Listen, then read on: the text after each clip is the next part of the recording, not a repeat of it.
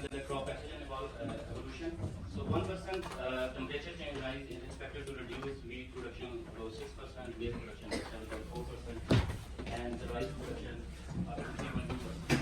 So wheat is a staple food of Pakistan. It's a very important crop, and you can imagine if 1% loss means the 12 billion rupees loss. Nowadays, it's more than 12 billion rupees loss to Pakistan economy.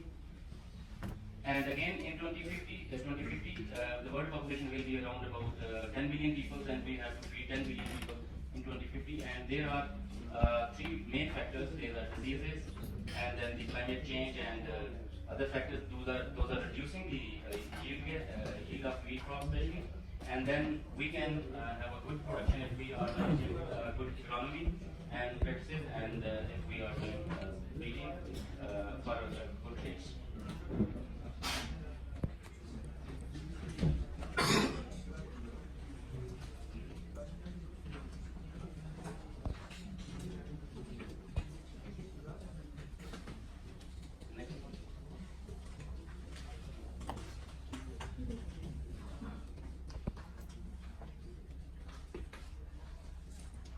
So in this climate change scenario, there are some opportunities. First of all, plant breeding has always played a pivotal role for professionalizing agriculture by producing the agriculture products like new varieties. The progress in breeding techniques, precise phenotyping and genotyping offers tremendous opportunities to develop climate-resilient crop varieties. So when we look on the breeder's equation, there are the main thing is genetic gain over time, and it depends on the genetic variation, selection intensity, selection accuracy, and the more important, the years per cycle. So when we are talking about the breeding system and development of varieties, especially I'm talking about breeding varieties, so it took more time, and the time is very important in the development of breed cycles, breeding cycles. Speed breeding reduces generation interval and increases genetic gain. So years per cycles are more important in breeding equation. So there are some few technologies to reduce the length of breeding cycle. First of all, shuttle breeding was started by Norman E. Borlaug in 60s, and what they were doing, if they were harvesting a wheat in May or April, and then they were planting wheat in cooler area, like in Pakistan we are doing shuttle breeding, and we are planting wheat in the Sahan Valley. But again, there are some problems like in Pakistan, from June to onward, there is a and then double haploids, then speed breeding and genomic selection. So these are the technologies which are reduce the time for breeding development.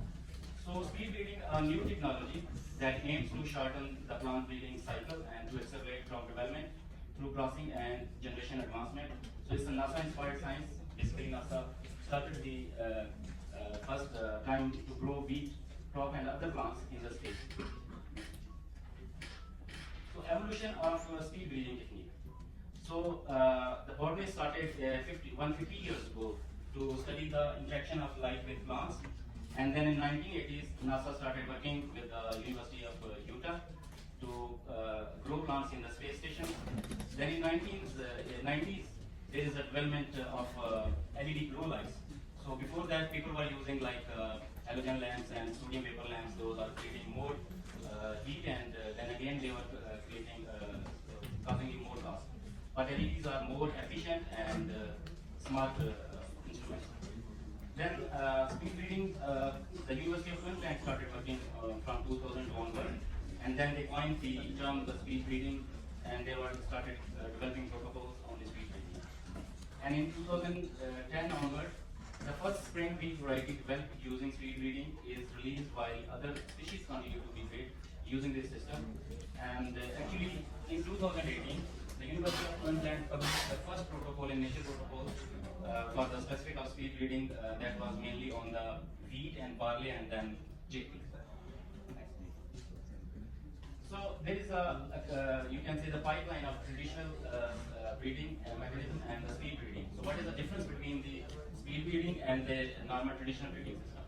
So normally in the traditional system, we are doing crossing and inbreeding. It took 4 to 8 years, and 8 years when we are saying 4 8 means we are doing shuttle breeding. But if we are doing normal breeding, and it took 8 years to get homozygous plants, and then we start testing and selection, and then seed in cake, and almost it took 12 to 15 years in Pakistan. 12 to 15 years to release a variety of wheat pollen. So then in speed breeding, we just deal with the first 4 to 8 years, crossing and inbreeding, and the other circle is the pipeline is the same. In this, we are consuming just 1 to 2 years, and even 1.5 year to produce F6, and then F6 we plant in the field, and then we start selection and testing phase. So this is the how it works, the speed breeding, how it works, and mainly we call it seed to seed system. And for wheat especially, it took 6 to 8 weeks. 6 to 8 weeks to seed system.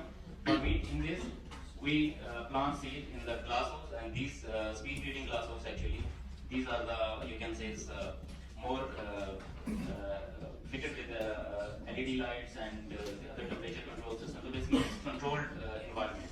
So in this, we provide, we grow plants in a specific media like potting mixture, like peat moss and some other mixtures. Then we provide 17 to 22 degrees centigrade, and humidity we maintain 50 to 70% for wheat. And then we prolong the photo period up to 22 hours with the help of LED grow lights. When we are saying the LED grow lights, the spectrum is more important.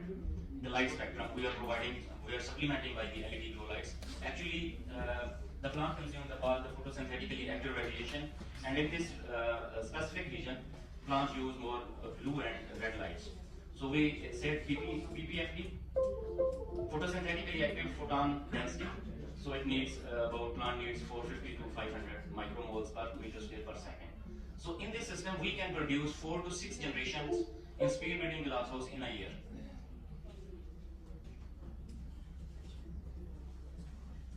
So how it works, especially the light quality, key areas of the spectrum for plant growth.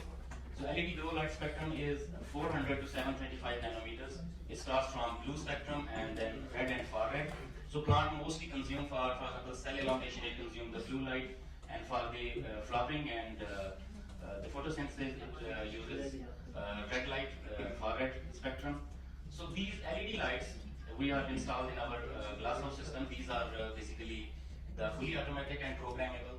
We can manage our spectrum. We can, if we are producing, we are doing crop production, we need a more healthy plants, more fruit. Then we will go with we will have a more blue spectrum. But if we are doing speed breeding, we need to shorten the life, and we need small plants. Even if they are small plants, we need a one seed because we are using single seed descent method. So from one plant we need one seed. So we use more red and far red spectrum to overcome the life of the plant, to shorten the life cycle of plant. So then the applications of speed breeding. So what are the applications of speed breeding? In fact, we are bringing indoor and fast crossing around the year, and we are producing 4 to 6 generations of wheat per year. And then rapid generation advancement, we are SSD method. So we are using single seed descent method. After F2, we are planting in SSD method, and we need to advance our generations, and we need just one seed from one plant. And then fast desirable trait integration, like we can have a backcross, rapid backcross, and if we are using speed breeding, we can have 4 to 5 generations of the backcrossing. And then big pressure to integrate with the genomic selection. We also use, we can use the markers in the early generation, like in F2, F3, we can select and we can reduce the size of populations so that we can accommodate more number of populations and generations in a glasshouse. So in this way, we are creating plant factories. Why plant factories? Because in a very small space, we can produce more number of plants, and we can grow more number of populations, and we can handle big diversity, what we are going to select from. So in this way, we can in meter square, we can for wheat especially, we can grow 300 plants, we can grow 40 plants per meter square, and even we can grow 1,000 plants in a meter square. So you can imagine you can manage a big diverse germplasm and populations in a small glasshouse. So again, more applications in relation to, you can say, the climate change.